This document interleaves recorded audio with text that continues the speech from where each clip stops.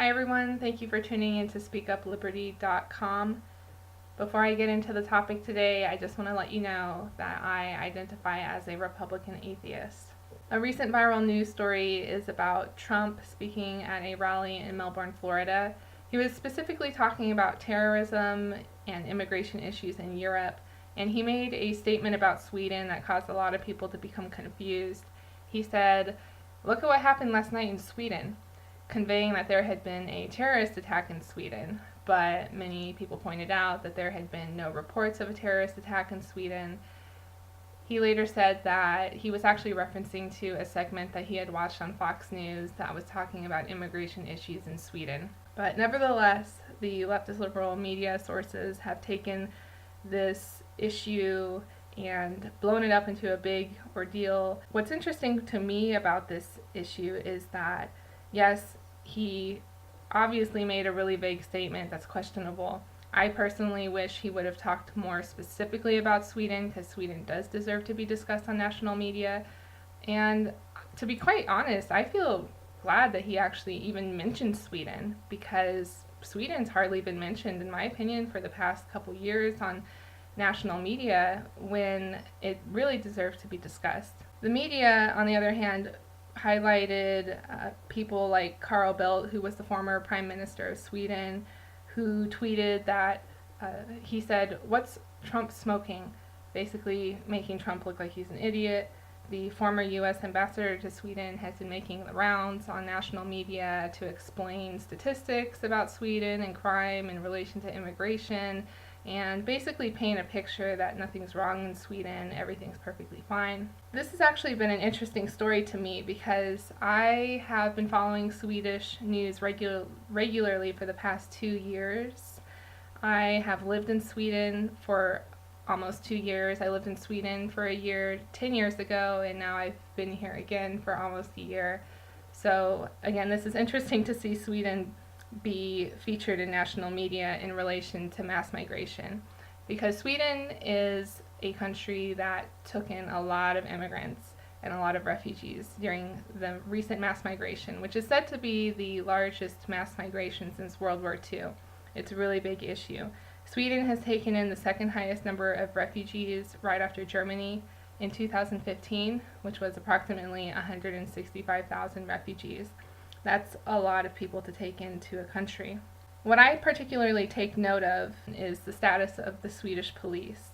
Whatever happens in the Swedish police will give a sign as to what's happening in crime and what kind of pressures are happening in different communities to work with the newcomers. I specifically read up on Swedish news from Sweden Radio. I like this news source a lot because the articles are relatively short, the titles aren't gimmicks trying to get attention, they're to the point, and so I typically go to this website about 2 times a week and just read up on what's happening on Sweden. I'll just share with you a number of articles that I've read specifically focusing on Swedish police, and again, this gives a sign of the kind of pressures that Swedish police and communities are facing in relation to mass migration. So here's a list of articles. May 2015, Swedish police received training to cope with terrorist attacks. In July 2015, more police are leaving the force.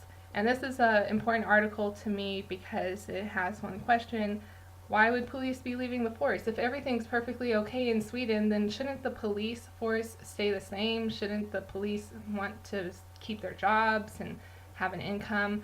But what has generally been reported is that many police are regularly walking off the job because they don't feel that they're paid enough and they don't feel that they're prepared for the crime. This is a big issue, police leaving the force.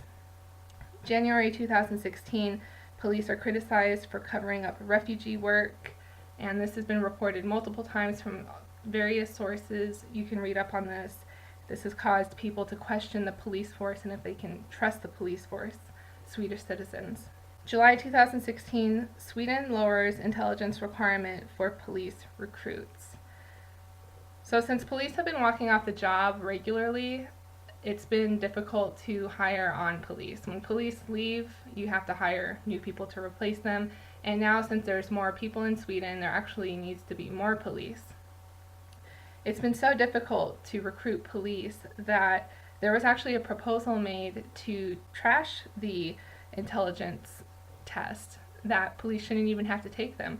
But the intelligence requirement was lowered to make it easier to recruit police. I find this to be particularly interesting because this is in the midst of Black Lives Matter happening in the United States, when police brutality and police force, how they function, has become an international discussion. So in the meantime, in the United States, when the police force is being criticized for police brutality and we need to hire or have a better system to hire police in the US, in Sweden, the intelligence requirements being lowered. September 2016, government budget $2 billion extra to police. The government has been putting more and more money into the police force. December 2016, demands for resignation for police commissioner. And this is between the leaders of the various political parties in Sweden. They're very unhappy with the police commissioner. It's been said that he hasn't been managing the police force very well. February 2017, police shaken after car explosion in Täby. This is where I don't know who it was or what the status is on this story, but a particular police investigator, his car was bombed at his home.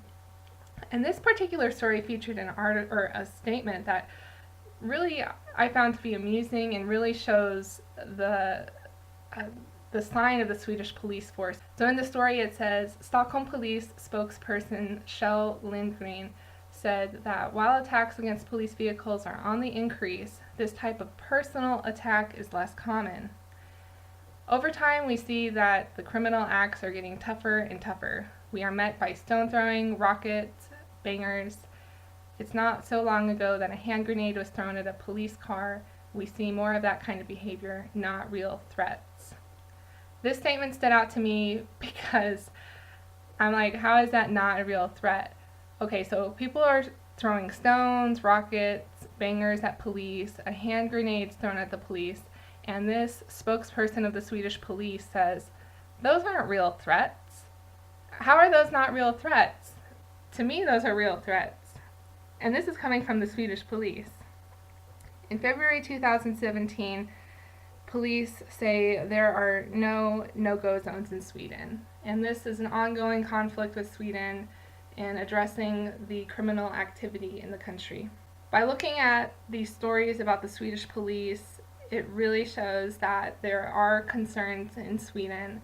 Sweden has been putting effort into keeping the police up and running, trying to address criminal activity, while also trying to present Sweden as a country that has no problems and that is perfectly fine. This is making the waves a lot. I've been hearing about Sweden through various social media groups for the past few years, and it really is unfortunate the type of backlash that people have towards Sweden, the negative response people have towards Sweden. I can understand where they're coming from though. Negative responses coming from all kinds of individuals all over the world about Sweden, because there's really no solid address coming from media, Swedish media, about crime increase in Sweden. So there's a lot of confusion all over the world about what's happening in Sweden.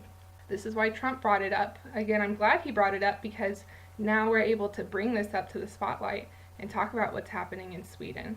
But one thing I will say is that there is a right-leaning party in Sweden that's gaining more and more popularity. It's called the Swedish Democrats. This party has been met with so much opposition for so long. The Swedish Democrats are basically, I would vaguely say, like the Trump of Sweden. The Swedish Democrats are the only political party that have really focused on managing migration differently in Sweden. And so as a result, the left-leaning parties do not like Swedish Democrats. Constantly, Swedish Democrats are getting a bad rap in the media by the leftist parties. The media will not cover Swedish Democrats positively because they are a threat to the power of the left-leaning parties in Sweden and ultimately are considered to be a threat to the humanitarian effort in Sweden. But as time goes on, people are becoming more and more aware of what's happening in Sweden. Swedish citizens are beginning to open up about what's happening in Sweden, and this party, Swedish Democrats, is gaining more popularity. So personally speaking, I see a potential future in Sweden that these issues will be addressed over time, and I'm really glad that that's going to happen. And again, I'm glad to see Sweden in the media. I wish that Trump would have spoken in a more specific manner about Sweden, about specific issues, but at least he did mention it, and I give him credit that he's actually, in my opinion, done more for Sweden than what Sweden's media has and what international media has done.